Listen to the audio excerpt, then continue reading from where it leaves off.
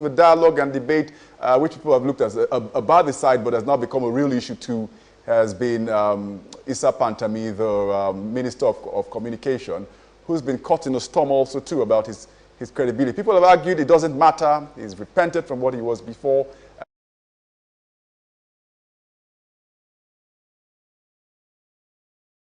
People look at it and say that let's deal with the content of what he's trying to deliver with the identity card process. What are your thoughts?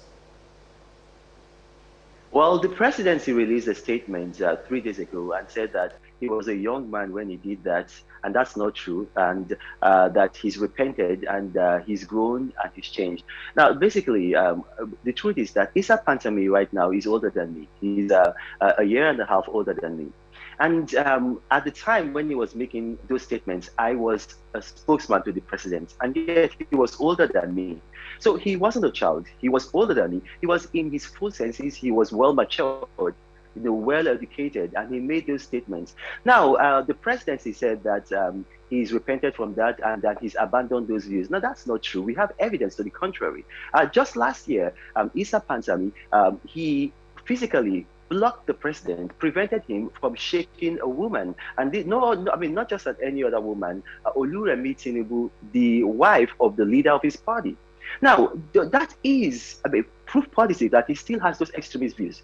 Because yes, maybe you are Sheikh, you do not want to shake women. There's nothing in the Quran that says that you cannot shake women. You know, there is a hadith which some Muslims, I think is the hadith by Ibn Yasar, which some Muslims, might interpret personally as, okay, because of that, based on that, you're not going to shake women. Okay, that's okay for you. But then, yeah, but Reno, he's a religious leader. Reno, probably he has his own religious backing more than you, for example, in saying this is exactly how I want to have the president interact with the female folk.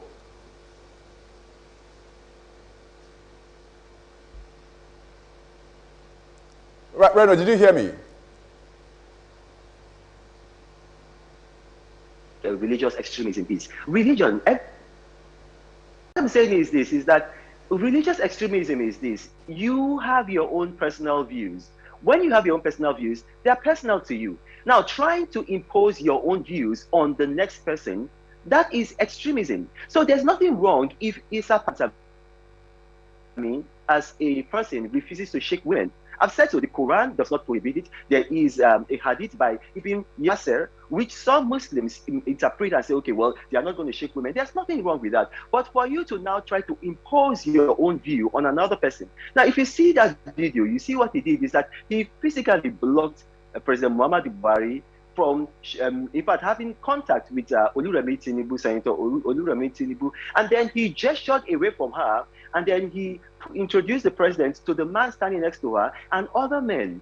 And that's the thing, where you're seeing that he's now imposing his own views on Muhammadu Buhari, and this that is the religious extremism we are talking about. Because if you notice, Muhammadu Buhari is the president of Nigeria.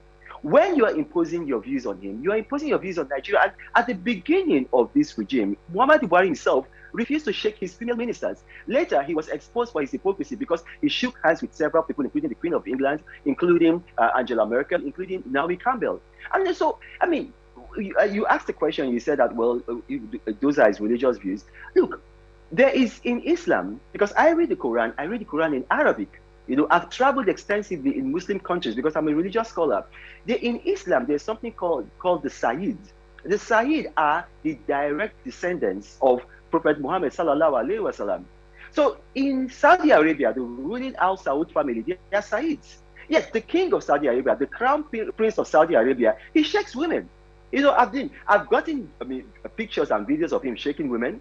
In the Hashemite kingdom of Jordan, the king of Jordan, both the current king and his father, King Hussein, because they are Hashemites, meaning that they are Sayyids, but they are special Sayyids because they are descended from Hashim, who was the great-grandfather of Prophet Muhammad sallallahu alaihi wasallam. They shake women. In Dubai, the ruler of Dubai, Al Maktoum, Sheikh Al Maktoum, he shakes women. I've gotten videos, I've got pictures of that.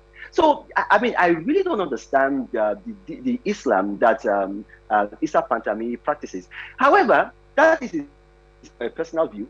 I mean, he's entitled to that. But when you begin to impose it on others, begin to physically block the president and say, okay, you're not going to shake a woman, and then you block him, as that video shows, and then you gesture him towards a man. Now, that is an evidence, prima facie evidence of religious extremism, and it shows that this man has not abandoned those views. Now, he might say that he's abandoned those views because he wants to keep his job and he's been exposed. But look at that. That video shows that he hasn't. And then if he has really abandoned those views, why did he wait until he was caught before he took that decision to say, okay, I'm going to, before he made that public declaration to say, I've abandoned those views? I mean, I really don't believe that, you know. I mean, the evidence is there. You see how he treated Abike Dabiri, the chairperson of the Nigeria in the Diaspora Commission. She said, I'm quoting her, she said, his disrespect for women is legendary. That is a direct quote of Abike Dabiri, who is a member of his own party. Reno, let's talk more about this. We have very little time this morning, but many people have been talking about the Minister for Communication and Digital Economy and the call for his resignation. Why? Because they say he might constitute national security threat, so to speak, which is what we're taking a look at this morning. Are you in support that he should leave office or be sacked, or by whatever standard do you think he constitutes a national threat to the Nigerian state?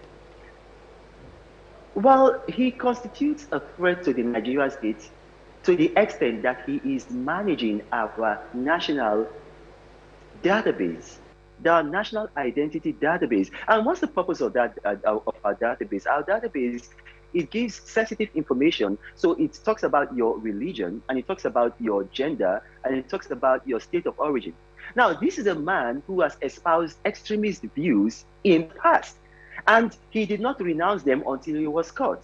Now, on this program, you've talked about headsmen and bandits. Now, you've seen that these headsmen and bandits, they capture people.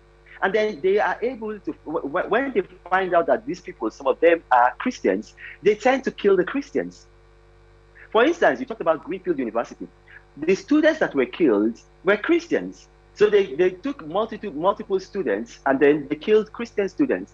Now, when you have a man like this managing our national identity database, and he has espoused such views, and that means he's going to be surrounded by people who also espouse such views. What is to stop them from communicating with these headsmen and with these bandits? So when they abduct some people, and then they can now send them information, okay, this one is a Christian, this one is a Christian, and then they begin to have the information that they need to drill down on a granular level to know who to kill and who not to kill.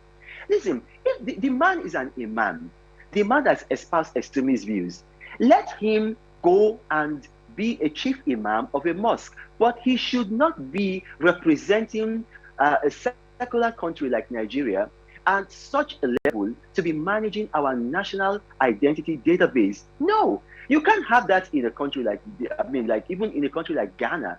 The man should step down. Okay, let me flip this. Suppose you have a Christian who has said, look, I am happy when people who don't believe in Christianity are being killed. All right. Are you telling me that Issa Pantami will be satisfied with having all right, yes, I think I got your point. I think you answered my question. I'd like for Odiana to also react to that, because it's been a national question in the past 1 or 2 weeks on national security and people that were put in position of authority